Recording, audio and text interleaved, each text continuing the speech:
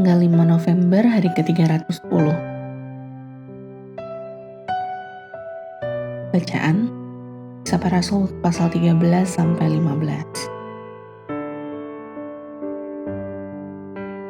Perjalanan misi pertama Paulus.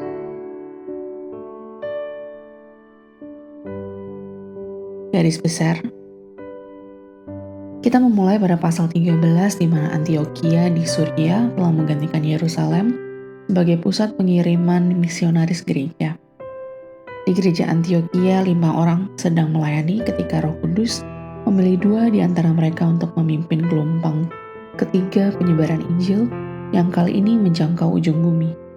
Lihat pasal 1 ayat 8. Paulus dan Barnabas menuju ke Siprus, berlanjut ke Antiokhia, Pisidia, Ikonium, Listra, dan Derbe sebelum kembali ke Yerusalem.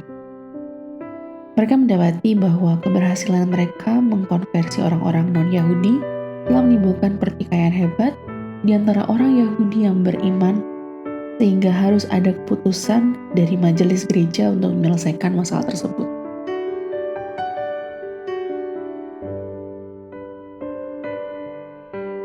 Renungan harian.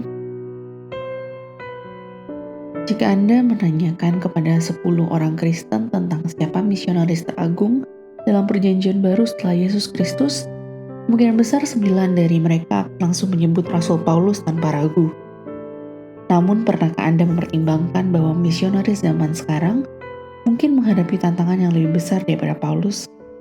Bagi ilustrasi, Paulus tidak perlu belajar bahasa baru. Setiap wilayah yang ia kunjungi menggunakan bahasa yang sama, bahasa Yunani.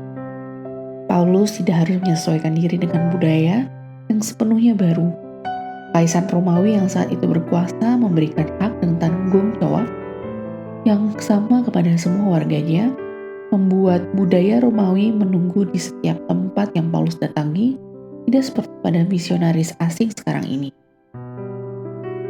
Paulus berulang kali meminta dukungan doa dalam surat-suratnya selama ia berpergian dan berkhidmat. Lihat Kolose pasal 4 ayat 3 dan 1 Tesalonika pasal 5 ayat 25 bagi contoh. Dan bukankah misionaris kita saat ini juga pantas menerima dukungan doa yang sama? Cari foto keluarga misionaris yang Anda atau gereja Anda dukung, letakkan di tempat yang sering Anda lihat di rumah dan tempat gereja. Jadikan Filipi pasal 1 ayat 3-4 sebagai pedoman Anda untuk berkomitmen mendoakan mereka setiap hari.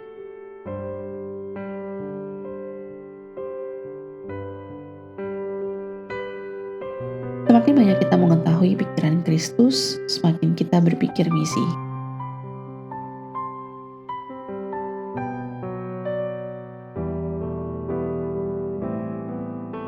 Pendalaman. Bertinjau perjalanan Paulus, Kisah Para Rasul pasal 13 ayat 4-5. Perjalanan pertama durasi 2 tahun, wilayah Galatia, personil Paulus dan Barnabas. Perjalanan kedua durasi 3 tahun, wilayah Makedonia atau Akhaya, personil Paulus dan Silas. Perjalanan ketiga durasi 4 tahun, wilayah Asia Kecil, personil Paulus dan lainnya.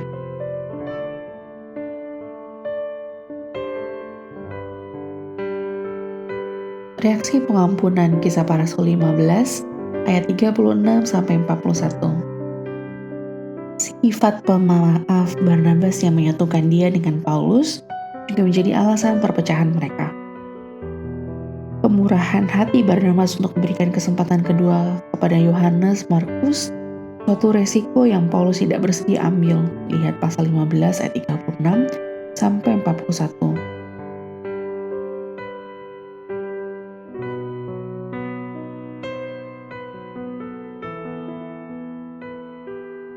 Demikian renungan hari ini. Jika Anda ingin mendengarkan bacaan Alkitab hari ini, silakan buka tautan video yang tersedia di layar Anda. Amin. Tuhan Yesus memberkati.